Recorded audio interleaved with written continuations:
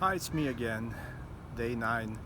Today I've decided to change the course a little bit. It's been too much about software and high technology, and I want to talk a little bit about the human condition. So, what do I mean by human condition? It's basically, I want to say that I've never met a person in my life, and I met many people over the decades. I never met a person who was not extremely interested in gaining knowledge. Every person I ever met is very interested to pursue knowledge. There's a thirst for knowledge. And regardless of who you are, who you may be, young or old, or well off or struggling, and with high education, with no education, and anything in between, doesn't matter. Every human being, to me, the way I see it, is very hungry for obtaining knowledge. Knowledge is something that we value incredibly. And why is that? I think there are several motivational factors on that. The first one is fundamental, and I think every one of us goes through life governed by two principles, which are basically two sides of the same coin, and I call it gain and loss. We are always interested in any situation, whether this is the place where I gain something or the place where I lose something. And of course, there are situations where it's kind of neutral, doesn't matter.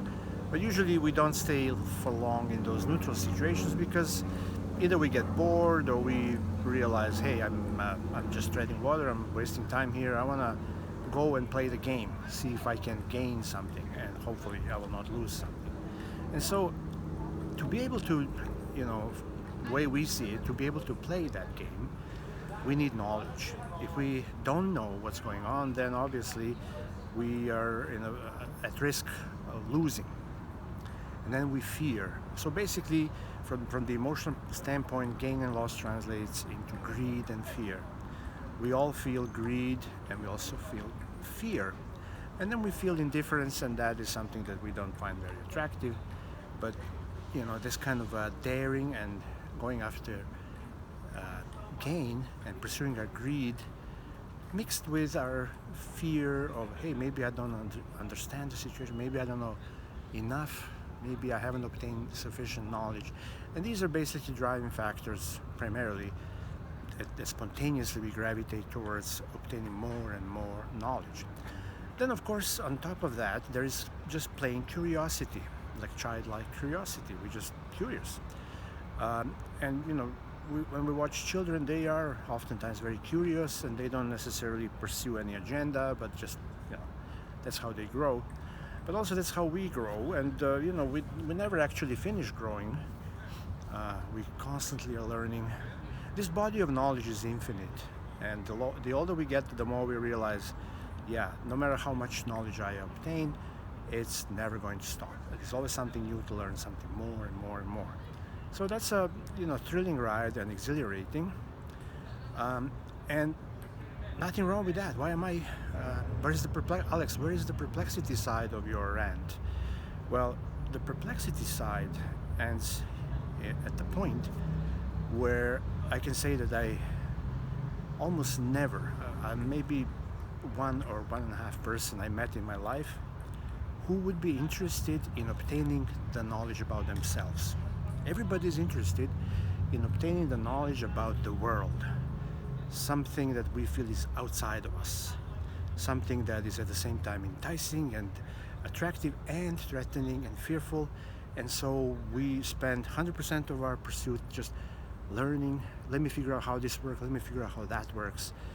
Physics, chemistry, blah, blah, blah, economics, you name it. All these things that are governing our pursuit of greed and avoidance of fear.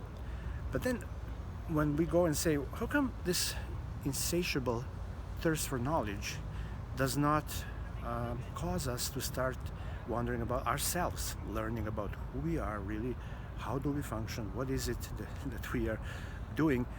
Nobody wants to do that. So why is that? I'm perplexed. I have a theory. not a theory, just kind of empirically. I think a lot of us think that we know already everything there is to know about us. People say, "Oh, look, I know myself like the back of my hand," and we are convinced that we are in complete control, and there's nothing to see here. I know exactly what I'm doing, and we never feel like we are just puppets on a string. But in reality, I would say that we don't really know who we are. We don't know what's driving us. We think we know, but this is very superficial because our gaze is always focused on the outside. We never look on the inside.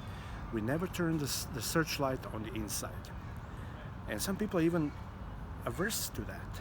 They're allergic, like, no, leave me alone. I don't want to waste time learning about myself. That's foolish. Let's learn about others. Let's learn about what makes the world go round.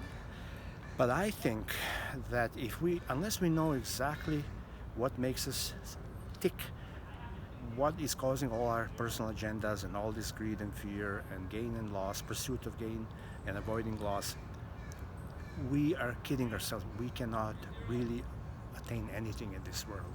Everything we grab just falls through our fingers like sand. We just cannot keep it. We're constantly frustrated and we think something's wrong with the world.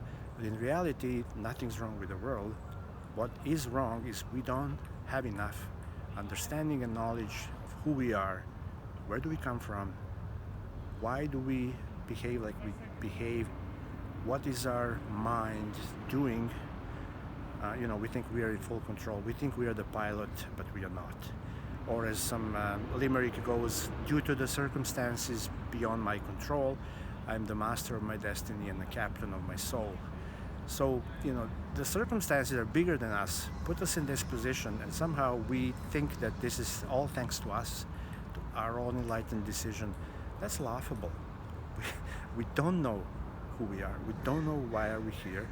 We don't understand it. Why? Because we never spend any time looking into that.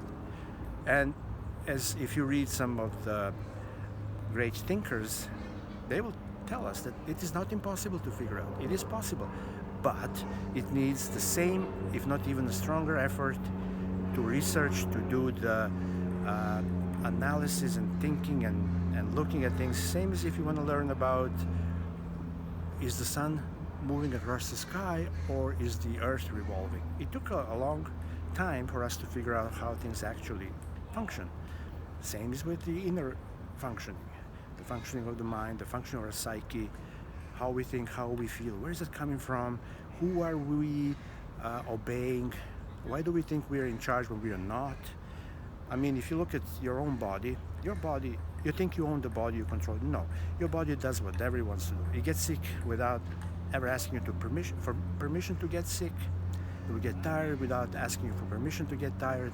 There's nothing you can do about it. You need to obey your body. You need to go to sleep, you need to rest, you need this and that and blah, blah, blah. You need to feed it, you need to drink water. Therefore, we are not in the control of the body. We are completely dependent on the body, and it does whatever it wants to do. So think about it.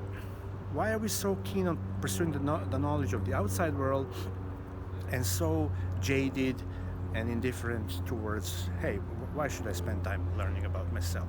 But the secret, I believe, is in focusing and spending the time to learn who we really are. Where is this all coming from? It's doable, but it takes a lot of work. And we would much rather sit on the couch, eat chips, binge Netflix, take it easy, and then we complain, oh, how come nothing is coming my way? Well, nothing ventured, nothing gained. So sorry about the rant, but I had to take this off my chest, and I'll continue later on with software and high tech and all the other stuff. But again, we need to understand why are we doing all this. Until next time, have fun. Bye.